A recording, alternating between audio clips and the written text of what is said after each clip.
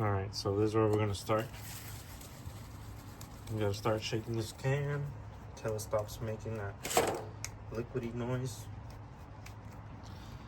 You're gonna spray the whole can.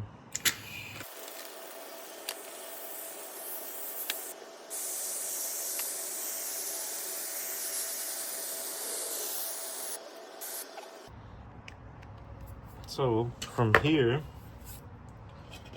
you want to flatten this out. You want to flatten this out to a level where your frames are going to get covered.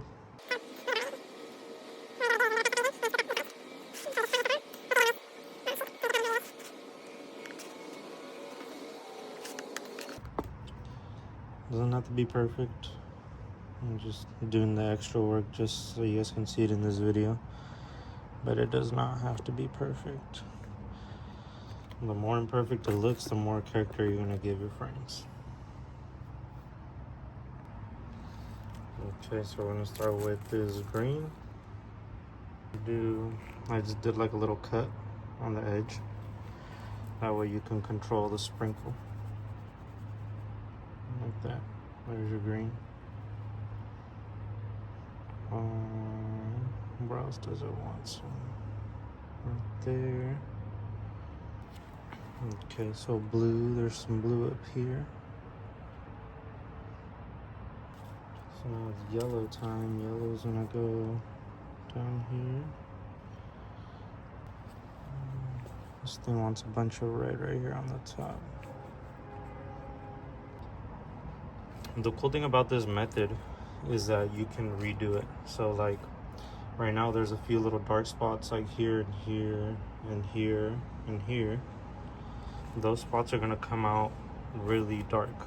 Like these spots over here where it's more spread out over here. All this is it's gonna have time for you to correct it. So like once this frame is done and I clean it, you're gonna be able to check to see the results. And if you don't like the results, you can redo it.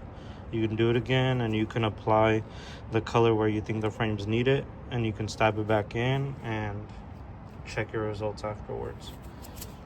So these I washed. Okay, that's the other thing that I forgot to explain. So a lot of the times whenever I get frames like these, used older OG stuff, they'll come in with a little bit of dried up paint.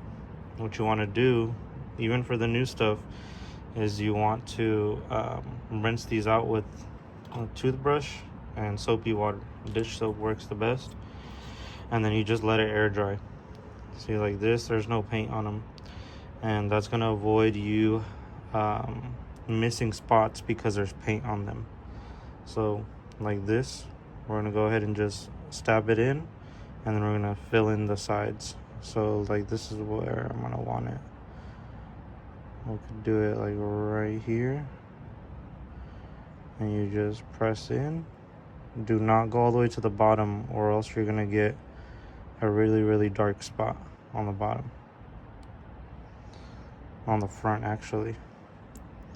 But then we're going to grab our spatula here, and we're going to finish covering these frames. You want to start from here, and you want the foam to lay over with the dye on it, so that it leaves the color where you want it.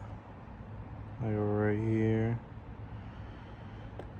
And you just slowly start to close it.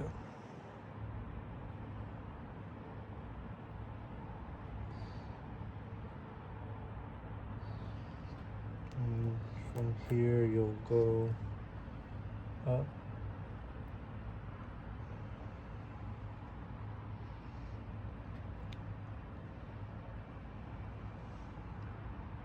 Up.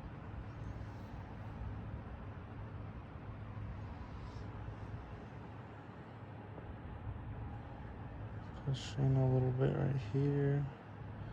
Get the nose in deeper. That way we can grab on this end and go up. And you push towards the frames, because you want that dye to touch the frames. Okay, so from here you can clean off your spatula a little bit, so you're not carrying all that. But you see how right here I press the die up against the frames. That's what you want. So you scoop it from the very bottom and just push it in, and then you're gonna lay the pattern out onto the frames like that. And then you're done. Now you just gotta wait. Now what I do is I grab the lid that came with it, just so that there's no possibility of dropping it, and then you color everything around it wherever it falls, and that way things don't land in it.